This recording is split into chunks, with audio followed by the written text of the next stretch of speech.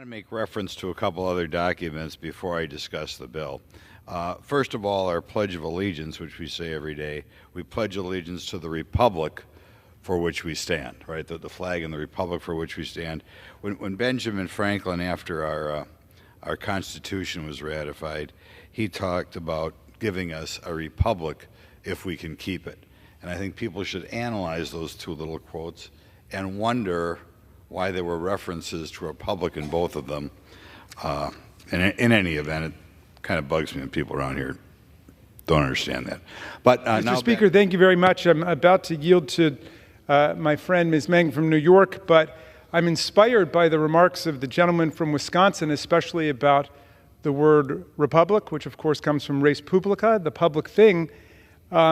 He happened upon a subject that's of a lot of interest to me because I wrote a paper about it when I was in 6th grade, the Pledge of Allegiance.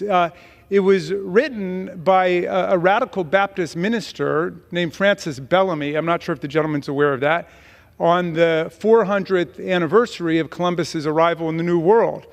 And Reverend Bellamy, who was an abolitionist in Vermont, was concerned about the continuing salute of the Confederate battle flag in the southern states.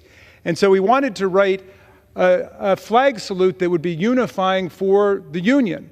And he wrote, "I pledge allegiance to my flag of the United States of America and to the republic for which it stands, one nation with liberty and justice for all."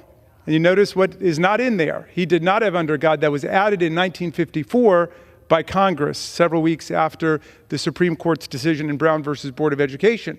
But in any event, I'm not quite sure what the relevance is of the gentleman's invocation of the Republic or of Ben Franklin and the famous vignette about him saying, if you can keep it. Ben Franklin was, of course, a big supporter of immigration to the country, although he did display an anti-German bias in some of his writings. But I'll tell you a little story about Ben Franklin that might be of relevance to what the gentleman's talking about.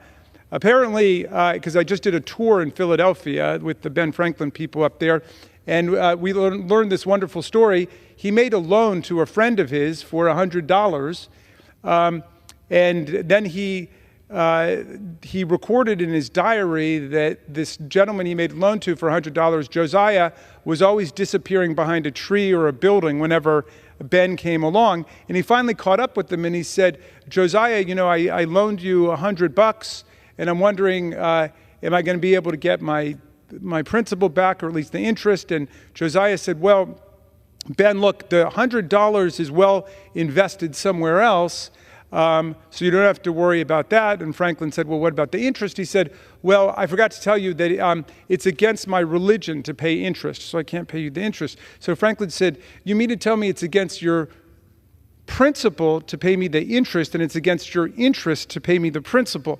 And Josiah said, "Well, that's right." So Franklin said, "Well, I can see I'm not going to get either." Well, look, here our principles and our interests converge very much. The principles are set forth in the Constitution, which is we count everybody, and everybody is part of the census, and everybody is part of the reapportionment process. It's been like that since 1790. We don't need to start finger painting on the Constitution with this silly election year proposal. But it's also in our interests because, as my colleagues have said, this is a land that is built on immigration, except for the Native Americans who are already here and the people who were brought over as slaves. All of us are the descendants of immigrants to this country. Tom Paine said when he got to America in 1774, 2 years before the Revolution, he said, "This land, if it lives up to its principles, will become an asylum to humanity." Not an insane asylum, mind you. An asylum to humanity, a place of refuge for people seeking freedom from religious, political, and economic oppression. That's who we are. And every day I have in my office people from the hotel industry, people from the construction industry, people from the restaurant industry saying, we've got huge labor shortages.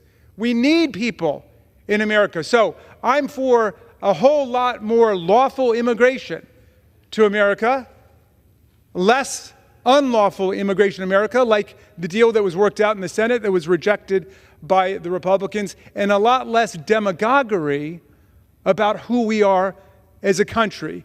because the census and reapportionment provisions in the 14th Amendment tell it all. This is a country that's for everybody, seeking opportunity and hope, willing to follow the law and follow our Constitution. With that, I will yield to the gentlelady from New York. The gentleman.